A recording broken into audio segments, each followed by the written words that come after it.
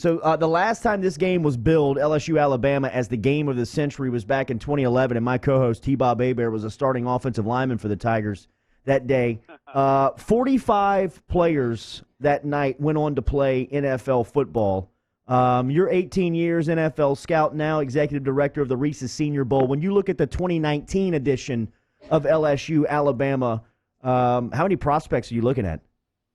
Gosh, that's a really good question, Jordy. In this year, the game's taken on even more significance with LSU having the record they do and Joe Burrow doing the great things he's doing. But really, every single year, this game, I feel like for the last 10 to 15 years, has had the most NFL prospects of any game. And even when I wasn't scouting down here in the Southeast, this was appointment TV for any scout in the NFL. If you want to get a look at the guys you're going to be seeing in draft meetings in a couple months, you watch this game. So 45 is an incredible number, but I would think this game's pretty close. I mean, I've talked to some scouts in the NFL that think Alabama could have 10 of the top 50 players taken in this draft. Oh, what? 10 of the top 50? I mean, so look, that does put it into perspective right there. If you're figuring, well, I know, how's Alabama's 6-point favorite? Well, look no further than what Jim Nagy just told you. Jim, so you mentioned Joe Burrow, and as you said, you're drawing from a wealth of NFL scouting experience. What is the kind of accepted evaluation of Joe Burrow right now and where he stacks up in this QB class?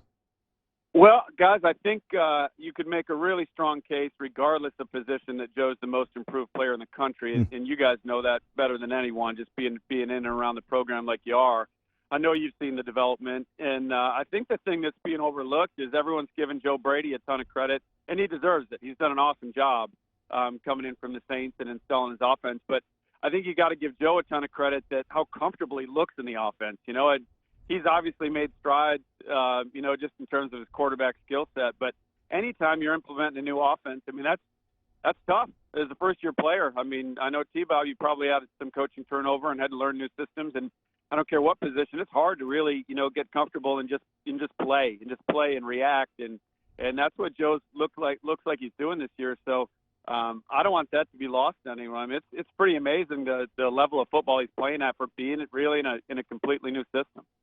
So, I mean, I guess, do you think, like, our team's looking at him like a first-round pick right now? Yeah, they absolutely are. No, he's I think going into the year that Joe is probably in that third or fourth round range. I think he's a guy similar to a lot of guys we had in the Senior Bowl last year. There was, Ryan Finley from NC State, Will Greer from West Virginia, Jarrett Stidham from Auburn. Those guys were all seeing it from the league's perspective as potential win-with quarterbacks, win-with starting quarterbacks. And, we used to call them win-with guys. If you're good enough around them, you can win with them. And then there's the next level of starter. Then there's the franchise guys. And those are the first-round guys that, you should be going to the playoffs and competing for championships with on a yearly basis. And that's what Joe looks like. And I've had we're putting the roster together right now. We've got 81 invites going out this morning around the country. And so last week I spent, a good time on the phone. I called 10 teams, general managers or personnel directors, just going over their board, comparing our board to their board. And, Joe's definitely up in that stratosphere. I think that and a couple of the teams we spoke with are going to have a glaring quarterback need, and they're really excited to come down here and potentially coach Joe for a week. Jim, one guy that is as far from your radar as he can be eligibility-wise is Derrick Stingley Jr. As a true freshman. Have you had a chance to kind of watch him or gathered through NFL lines, like what the evaluation on him is? No, I've watched him because obviously we're watching the defense, and I'm watching Christian Fulton pretty closely. So of course you're going to see the guy on the other side of the field play. Too early for the NFL to really be spending too much more attention, other than watching him flash on tape. I mean, no one's really doing a deep dive on a true freshman because he's got at least 2 more years. But no, he's obviously exceptionally talented. I will say this: I don't like how people just throw stuff around on Twitter and social media that he's the best DB in the country as a true freshman. I think that's really unfair to the kid. You're really setting him up for some really unfair expectations because, again, just as a blanket statement, a lot of times what happens when you're scouting, you're out on the road, you're at a school, and a guy will make some flash plays on you.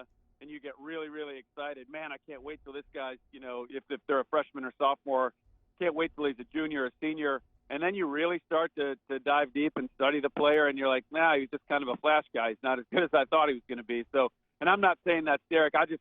To throw that stuff, it's almost like when, was it Bino Cook that stuck that on Ron Powless that he thought he was going to win three Heisman trophies. I just think it's a little unfair to Stingley.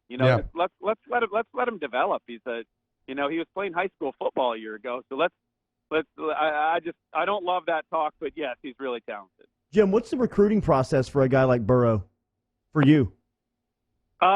It started over the summer, meeting him at the Manning camp, which was great. And then met him again at those SEC media days where I saw you guys at. And the hard part for us is the recruiting because, we follow a strict protocol where we send the invites to the head coach and we leave it up to the head coach's discretion when he wants to give the invites out. So, we don't get a lot of face-to-face time once the season started. So I went to the Florida game a couple weeks ago. I made sure Joe knew I was there. Watching him on the sidelines during pregame, we made eye contact a little bit.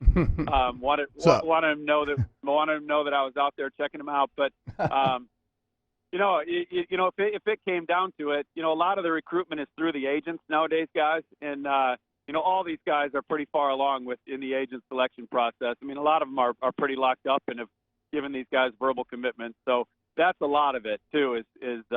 Is that it? And right now we're in pretty good shape with the Senior Bowl on the quarterback front. We've had 4 top 10 guys in the last 3 years, and it's just there's so much to be gained from the quarterback position. Just being around these teams, especially now that our coaches are the guys it's the draft order. So you're basically going to be coached by a team that probably needs a quarterback most likely. So to have that experience to come down and spend a week with them and win them over. And then if you're just putting myself in Joe Burrow's shoes, and we've said it before on the air, guys, when I'm talking to you, and I know Joe, I mean, the more time he can spend around NFL people, the better off that kid's going to be because he's a pretty magnetic guy. He's a guy's guy. He's a dude. That's the whole dude factor. I mean, guys want that guy. There's too many guys right now. I mean, look at Josh Rosen. They're playing Ryan Fitzpatrick in Miami right now because they don't feel like they have any other choice because the players play for Fitzpatrick. They're not really playing for Rosen when he's out there. So that part's critical. So for Joe, I mean, if I had to pitch Joe, my one point would be, man, just come down here and be yourself for the week, and you're gonna do nothing but help yourself. I know you're hot after the trail of Christian Fulton, trying to get him into the Senior Bowl game, but LSU's got a couple other seniors that are producing as well. Rashard Lawrence and Damian Lewis on the offensive line. Michael Divinity is a linebacker that is a senior right now. What are some of the other guys that are grabbing your attention from LSU standpoint? Yeah, all those guys. Bahoku, Stephon Sullivan is a really interesting guy, and I don't know, I don't know what the talk is around there, but from an NFL's perspective, I thought that I was maybe the only one that was on this guy as like a draftable level player. Don't be surprised when that kid goes in the 5th or 6th round. He's 6'5". He's an really easy moving big target. He reminds me of Darren Waller when he was coming out of Georgia Tech. Yeah.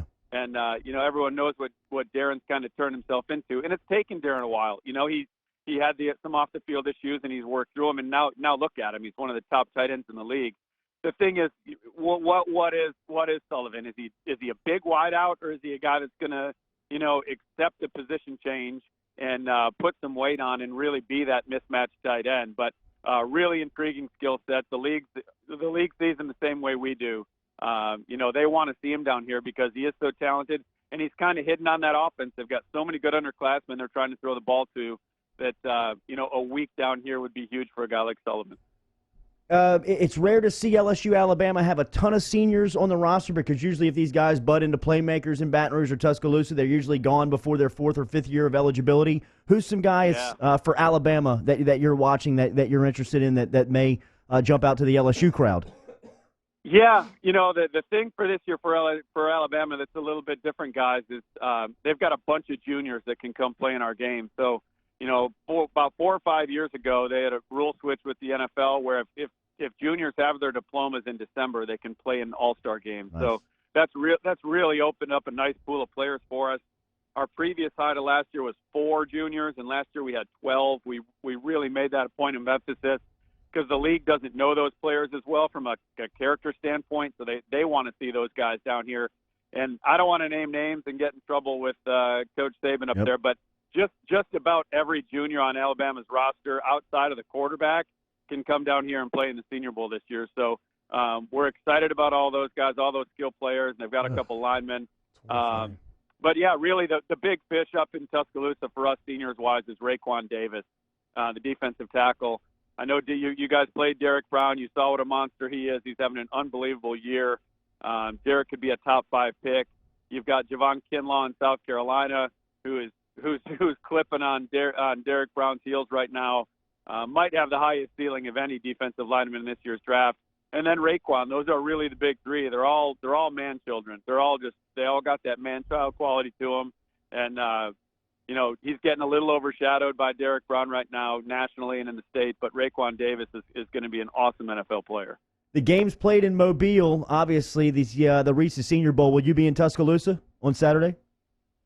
I am. I wasn't planning on it because I've seen Bama play live 4 times and I've seen LSU play live a couple times. But there's a couple media opportunities that have showed up. People are doing some live sets up there. So I'm just going to go up and do some of that stuff and kind of get the Senior Bowl word out there. And again, in Baton Rouge, we get Joe Burrow over here.